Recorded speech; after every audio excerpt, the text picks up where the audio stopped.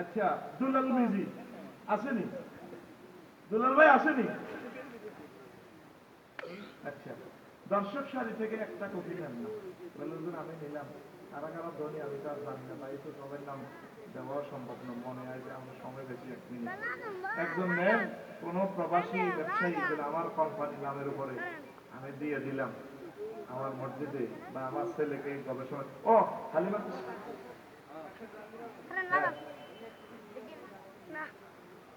আল্লাহ doctor Jahangir ভাইকে কবুল করেন। তোরা একজনের নাচ নাই রে, একটা নিলে শেষ বেচা কিনা।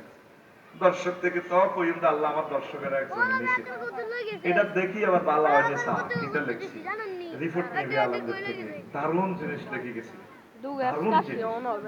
20 বছরের গবেষণা দেখছেন তুই ভাইও আল্লাহ নিয়ে বেচা কিনা শুরু করে দিচ্ছে। আল্লাহ আমার ভাইকে দেখাই আপনার।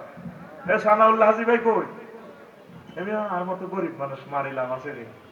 আর দেখ না শেষ হওয়ার সময় তো টিকিট মিলতেও তো আরে বলা যায় না, তো লটারি কার লাগিয়ে যায়। একজনকে আমি নেব, আমি রাজা করছি ইনশাল্লাহ। আমিন কও।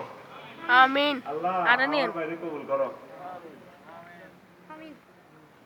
মাশাআল্লাহ, আল্লাহু আকবার। আমি তাহলে একটা সুন্নাত খাই। আল্লাহ আমার ভাইকে কবুল করো। তা আমি কষ্ট দিছি আমার আরেকজন বক্তা ভাইকে লোড দেন। সাইদ সাহেব হুজুর ইনশাআল্লাহ আসতেছেন। হুজুর যে আমাদের মাঝে আসে এটাই শুকরিয়া, আলহামদুলিল্লাহ। আমি শুনছি কর্তৃপক্ষ বলছে হুজুরে দাওয়াত নিতে তো চায় না। বল না, আমরা এই বয়সে কাটতে গেছি, হুজুর যে বয়সে এখনো হুঙ্কার দেয়। 1 ঘন্টার কম, হ্যাঁ কম, 1 ঘন্টার কম হুজুর বর্ণনা করে না। হুজুরের জন্য দোয়া করবেন। আমার অন্যান্য ভাই আছে, ফিরোজ ভাই আছে, সুলতান মাহমুদ ভাই আছে, মিজান ভাই আছে, মাহাদি ভাই আছে, ওনারা বক্তৃতা দিবেন। এরপরে সাংস্কৃতিক অনুষ্ঠান চলবে, ঠিক কিনা? আমি কথা বলে দিলাম। ওমা আলাইনা ইল্লাল বালাগ। আসসালামু আলাইকুম ওয়া রাহমাতুল্লাহি ওয়া বারাকাতুহু। একটা বাজে বাবা, একটা বাজে। আলহামদুলিল্লাহ, আলহামদুলিল্লাহ। আমাদের মাঝে প্রধান তাফসীর কারক আলহাজ হযরত মাওলানা রফিকুল্লাহ আফসারী সাহেব সুন্দর সুমিষ্ট ভাবে কোরআন ও হাদিসের আলোকে যে আলোচনা করেছেন, আল্লাহ পাক আমাদেরকে আমল করার তৌফিক দান করুন। সম্মানিত উপস্থিতি, আমাদের মাহফিলের শিডিউল হচ্ছে যে আওলাদ রাসূল আলহাজ হযরত মাওলানা আনোয়ার হোসেন তাহের জাবেরী আল মাদানী সাহেব কিছুক্ষণের মধ্যে আমাদের মাঝে এসে উপস্থিত হবেন।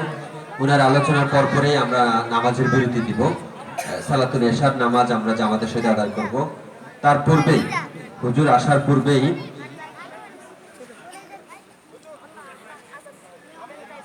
এই মুহূর্তে আমাদের মাঝে আলোচনা পেশ করবেন হালিমা মহিলা মাদ্রাসা জামে মসজিদের সম্মানিত খতিব